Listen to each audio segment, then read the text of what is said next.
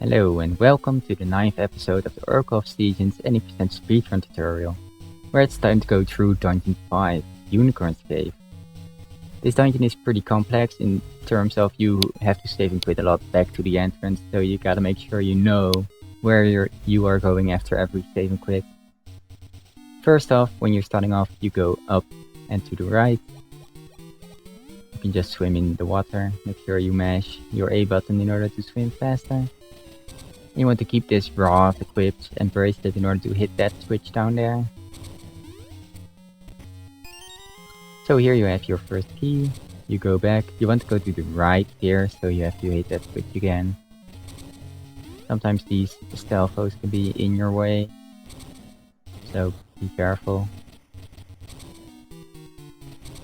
Here you have the first, let me make a safe state. The first underground section of Dungeon 5. Once you go in, you can equip your feather and seeds. Gotta watch out for those flames. If you don't like taking damage by the fire, you can wait a little bit on this platform or on the start if you don't like going right before first pipe shoots this fire. If you notice, the left pipe has a different pattern than the right pipe. The left pipe shoots an extra fireball during the second cycle. So make sure you do that, you know about that when you go a little bit slower. Then you get this head. Let me actually go back from the start, because then you can keep your seed through the head trump room. Sometimes you actually get through without taking damage. So you want to trick the swamp into that you are under him, which it can be tricky with seeds. That's why it's often used to use this seed to actually jump through the second swamp. He does a little bit of damage, 1 heart, so it can be tricky for new players if you don't want to lose a lot of health. Oh, so go in the stairs, equip your seeds and feather, and go through. Especially the first one is not bad. If you miss the second one and overshoot and fall down like I did before, that's the worst, because then you have to walk back through the spike.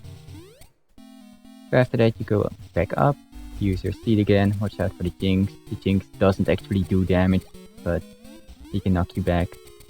This p-head is gonna be in your way almost all of the time, so make sure you keep track of that p-head where he goes. He can give you a lot of trouble because he interrupts your time you need to push the block, so you have to start over. It can be really annoying.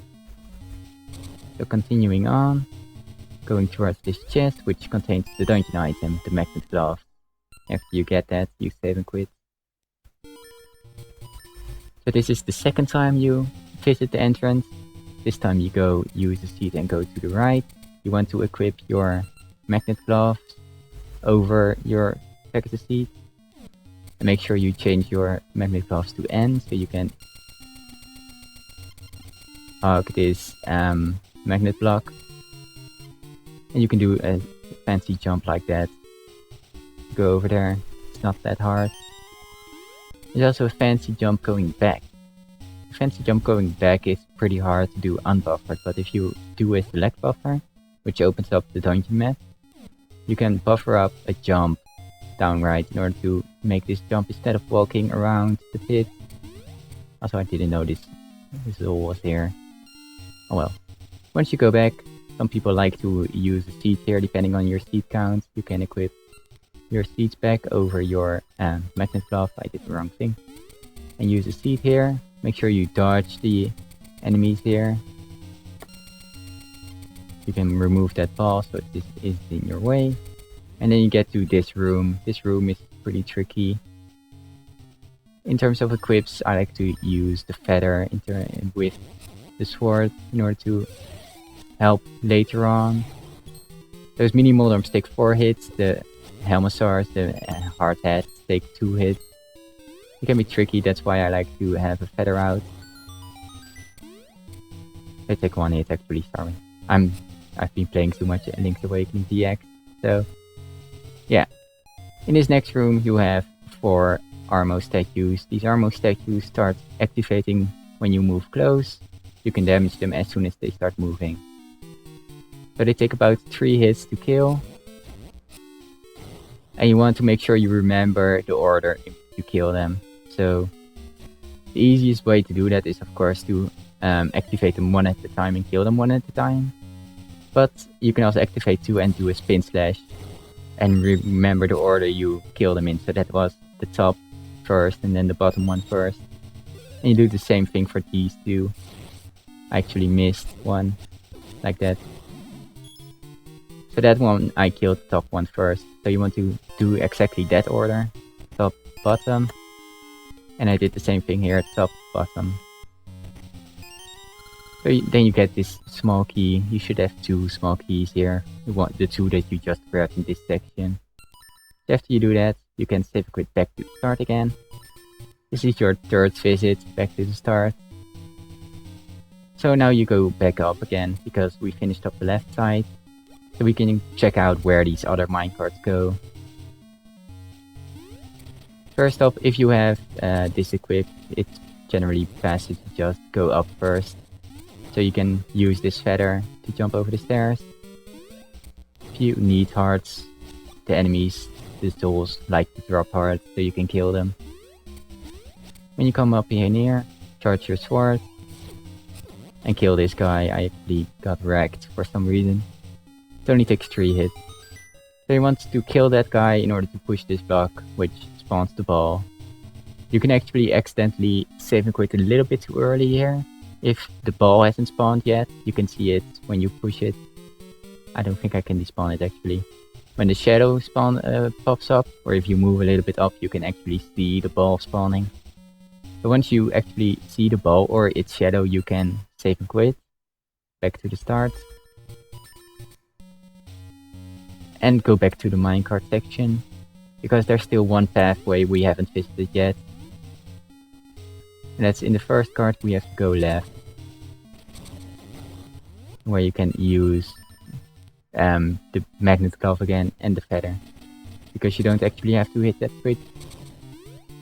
So you want to have your north, and you can do a little bit of a pit walk here. These pits are pretty interesting in that you have a little bit of freedom before you fall into the pits after a magnet pool. So you can do that on the way here and on the way back. In order to skip a quarter circle that you have to do and go back into the cart. Then enter the other one.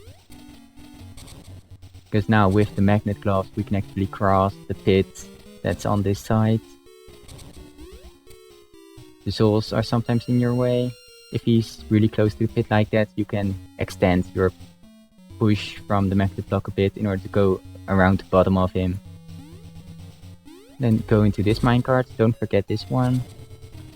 Pretty easy to skip it because you're right next to the mini-boss door, so you want to grab that. I like to mash with B there because it doesn't have any negative influence if you are too late. Then you can equip your sword, you can kill them in order to get some extra hearts if you need them. And then you come up to the mini-boss. The mini-boss is Syger, the tiger. Let me make a save state. So, Syger is a tiger with a light, with its tail, and its tail is its weakness. So you want to make sure you keep spin slashing its tail, because spin slashing does 2 hearts and 2 damage of course. And that's the fastest way to do it in this way. So let me go over this fight. At the start you want to make sure you jump and charge your sword in order to not lose your speed charging your sword, because you definitely want to get 4 hits in at the start, a spin slash and 2 normal slashes. If you miss one, you're gonna get an extra cycle. It's not that bad, especially knowing its patterns and what he's gonna do. So I'm gonna go over the attack patterns a bit. This is where he just bounces off the walls. It's a fixed pattern, he always ends up in this general area. Here he rolls up and down, he always ends up down, he follows you around. This is the starting attack usually. This is all going too fast for me to explain. So let me get over here again and talk about the first attack. So you come in, you want to get those 4 hits in. This is where he starts homing in on you 2 times during that attack. So once he starts rolling, he attacks towards you, and halfway through he changes direction into your direction. So you can kind of point him to a decent area, so you are not gonna have any trouble with it.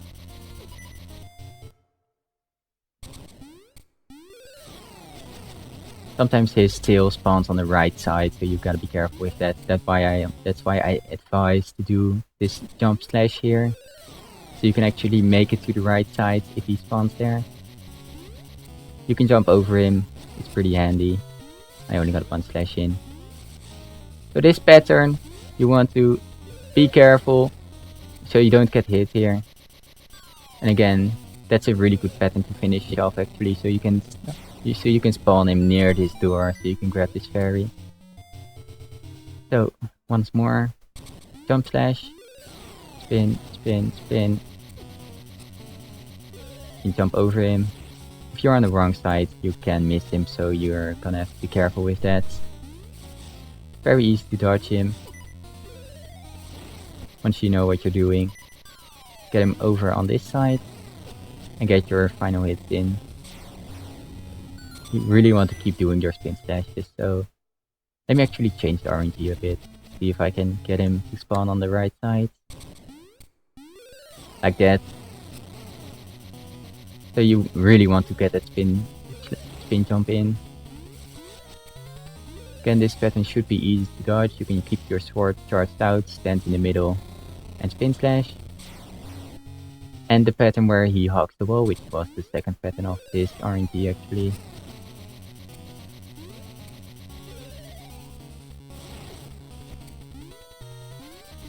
Oh, this is the spiral attack. I don't think I've discussed this before. He always ends up in this bottom right corner. So you can expect that also. Again, homing attack.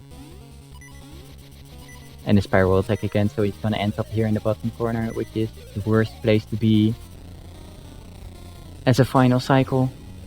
So after he's dead, you're most likely want to grab the fairy.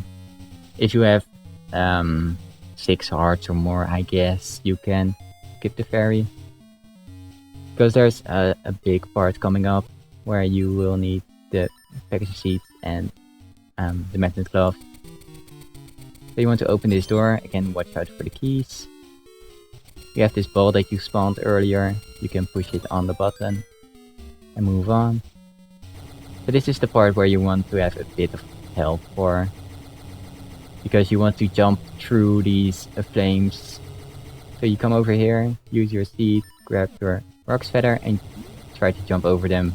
Usually you want to take it at most 1 hit of damage, which does 1.5 hearts. Sometimes you just can't avoid it and you take 2 hits, which take 3 hearts.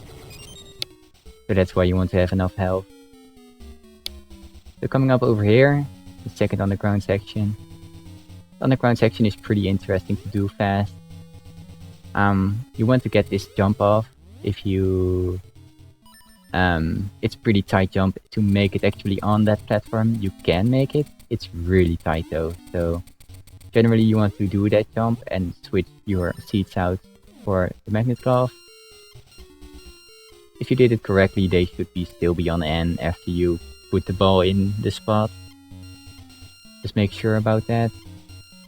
You can use this magnet block to actually get over this side. Let me actually go back so I can keep the seed. Do this jump, switch out, magnet gloves. And if you jump pretty nicely over there, it doesn't have to be too close to the edge. You can actually skip landing on top of the stairs and land on the side, so you can quick fall through them.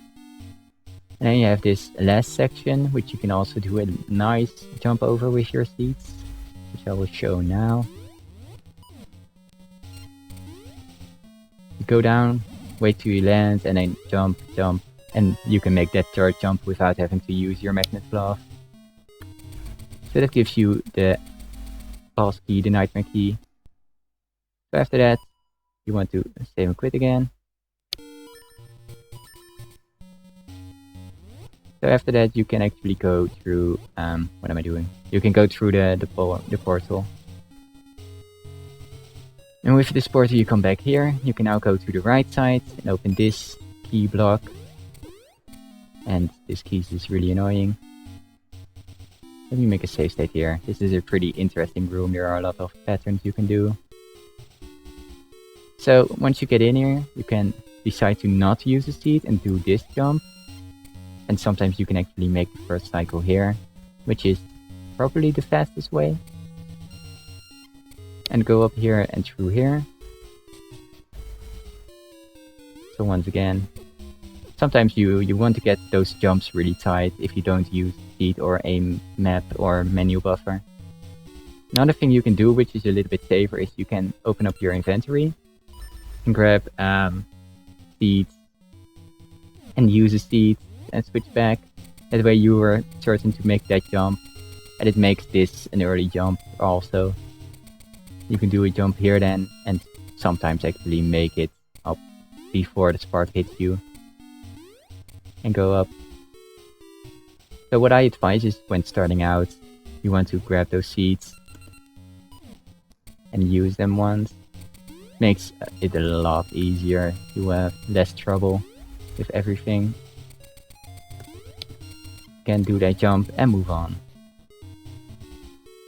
I'm gonna try to get the early cycle without seeds, just to show.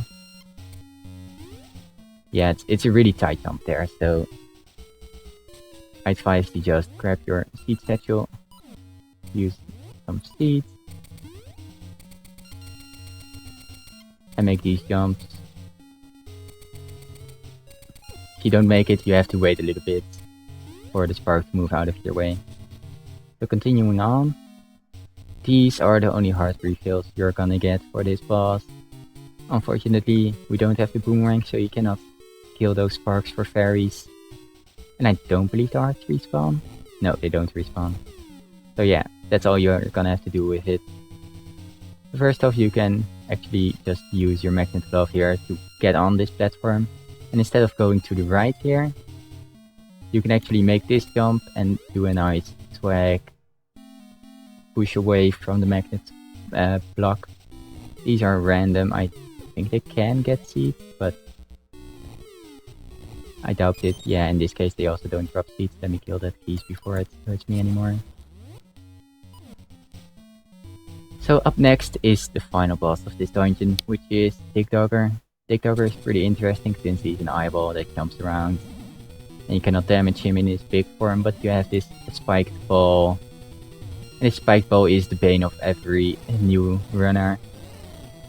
You want to be really careful with that movement, because the ball actually hurts you if it hits you, so you gotta be careful.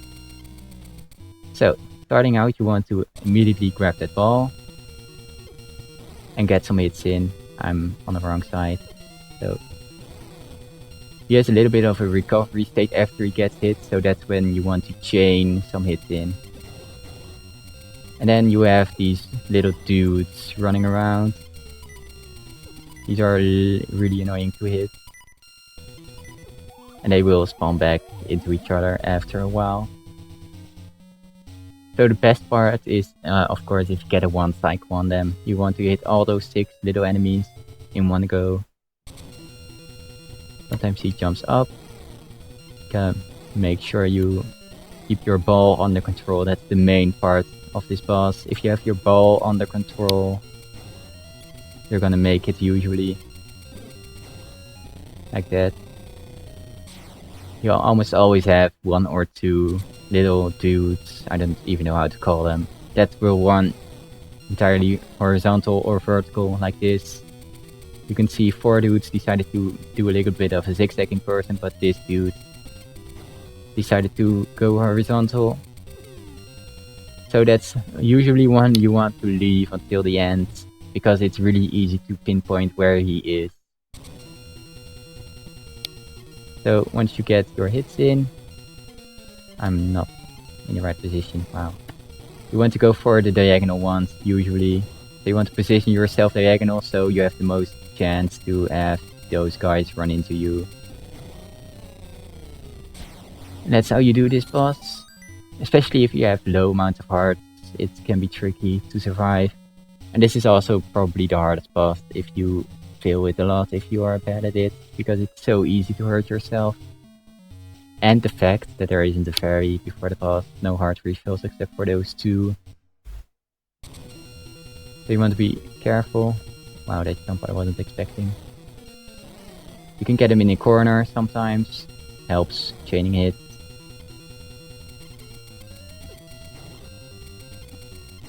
Ah, missed him.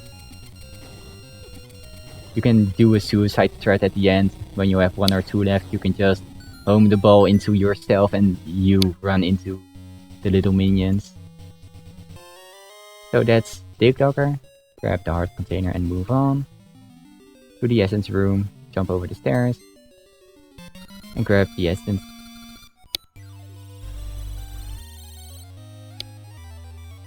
So yeah, this is a really tricky dungeon to start off with. Mainly because of the start, because you have to remember the route pretty well. And the end, because the boss fight is pretty tough. So you definitely want to practice this. And that's it for this episode. Thank you for watching and make sure you check in all the other parts.